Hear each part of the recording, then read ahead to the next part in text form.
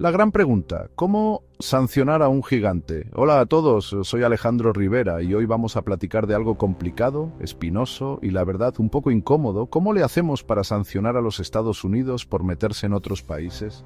Porque seamos honestos, hay mucha hipocresía cuando el país que más habla de democracia y leyes también tiene un historial de, digamos, meterse donde no lo llaman. Ahora sé lo que están pensando. Alejandro, amigo, estás hablando de una superpotencia. ¿De verdad podemos hacer algo? Y sí, es cierto, Estados Unidos es como ese amigo grandote que se come tu comida, usa tus cosas sin permiso y luego te echa la culpa si algo se rompe. Pero eso no significa que debamos quedarnos con los brazos cruzados. Así que en este video vamos a ver algunas opciones, desde cambiar las reglas de las organizaciones internacionales hasta hacer más fuertes las leyes internacionales. Porque si queremos un mundo más justo, tenemos que empezar por hacer que todos se hagan responsables, incluyendo y sobre todo a los gigantes. ¿La ONU un perro sin dientes? Esta es una pregunta que muchos se hacen cuando piensan en la efectividad de esta organización internacional.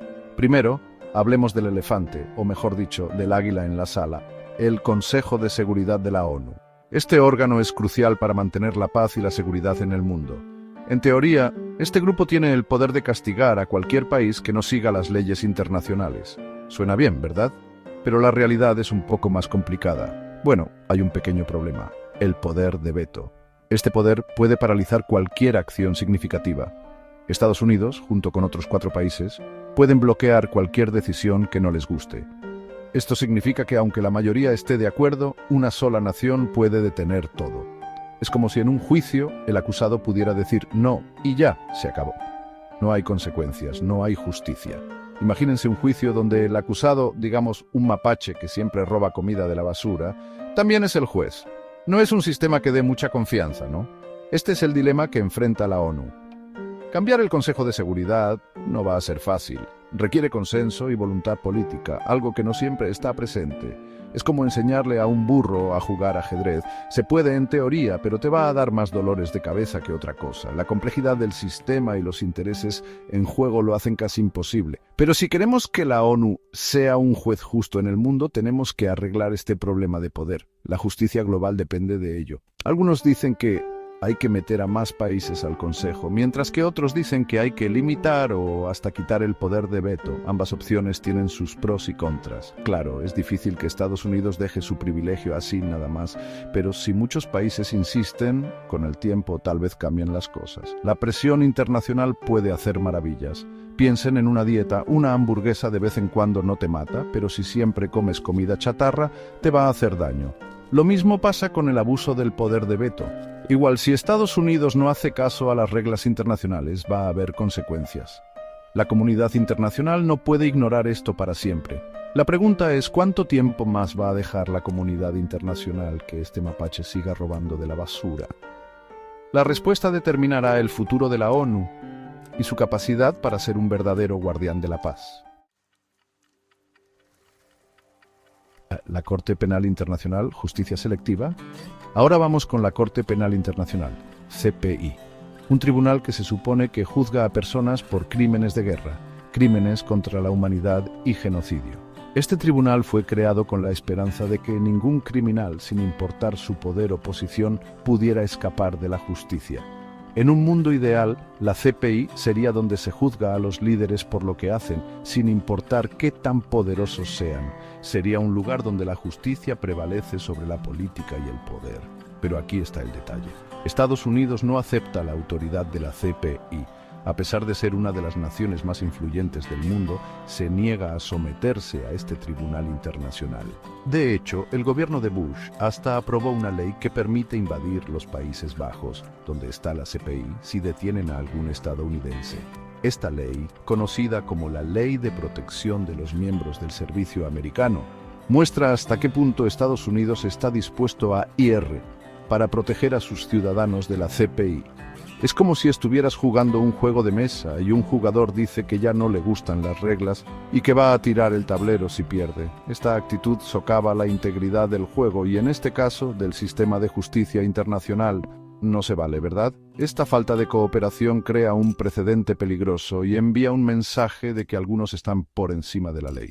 Que Estados Unidos no coopere con la CPI le quita importancia al tribunal y crea una doble moral peligrosa. Si los países más poderosos no respetan la autoridad de la CPI, ¿cómo podemos esperar que los demás lo hagan?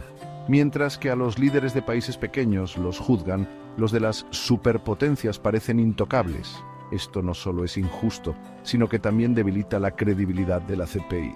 Para que la CPI funcione bien necesita que todos los países cooperen, sobre todo los más poderosos. La justicia internacional solo puede ser efectiva si todos los países están dispuestos a someterse a ella. Esto significa presionar a Estados Unidos para que firme el Estatuto de Roma, el tratado que creó la CPI y que ayude en las investigaciones. Sin la cooperación de Estados Unidos, la CPI siempre tendrá limitaciones. Claro, convencer a Estados Unidos no va a ser fácil, la resistencia es fuerte y las implicaciones políticas son enormes. Es como bañar a un gato, mucha resistencia y arañazos. Pero es un esfuerzo necesario si queremos un mundo más justo. Pero si queremos un sistema de justicia internacional que funcione, todos tienen que seguir las mismas reglas.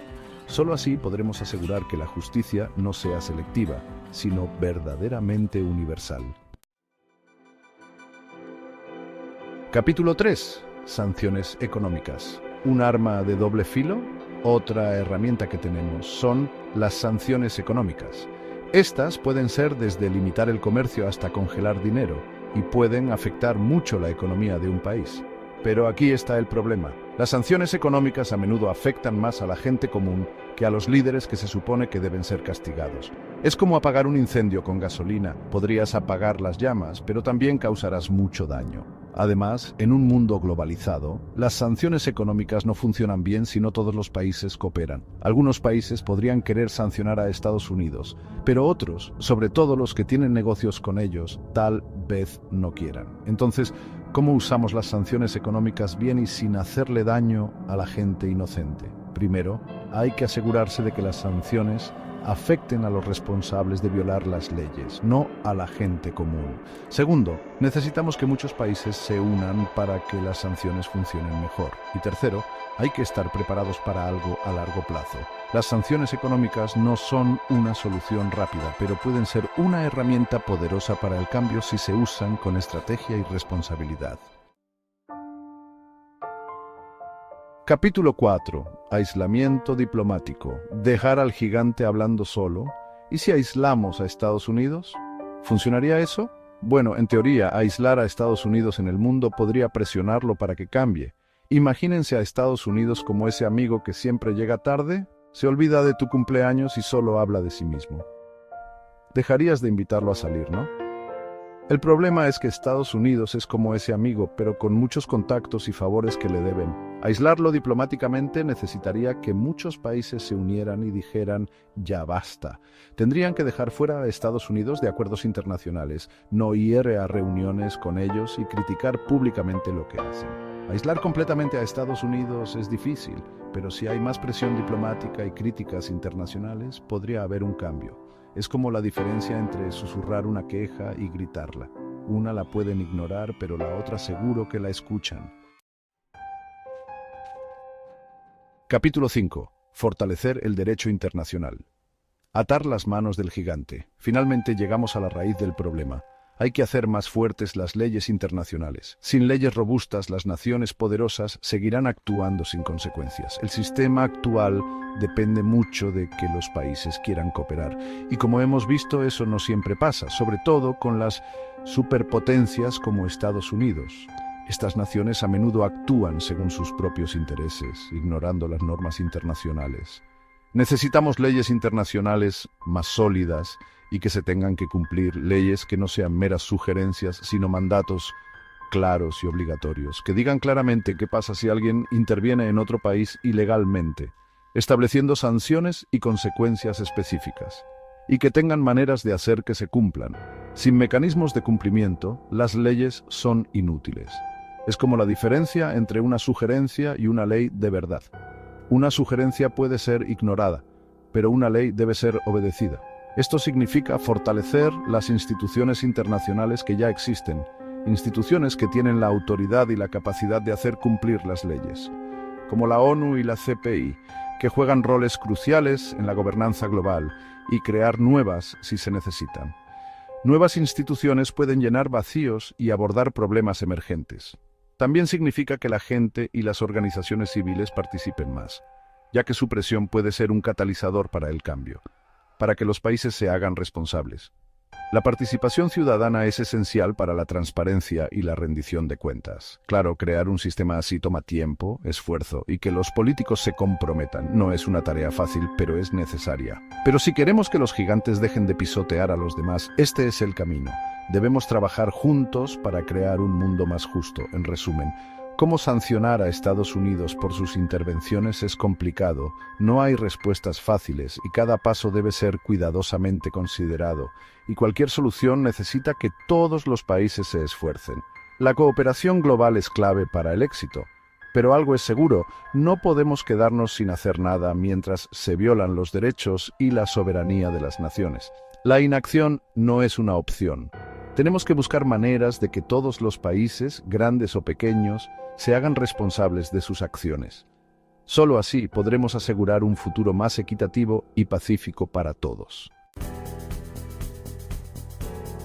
Otro, el camino a seguir, unidad, valentía y esperanza. Sé que todo esto puede parecer difícil. Enfrentarse a una superpotencia nunca es fácil, pero la historia nos dice que el cambio es posible, aunque parezca imposible. La lucha contra el apartheid en Sudáfrica, el movimiento por los derechos civiles en Estados Unidos, la caída del muro de Berlín, en todos esos momentos la gente se unió para cambiar sistemas de poder que parecían imposibles de mover. Y lo mismo puede pasar ahora.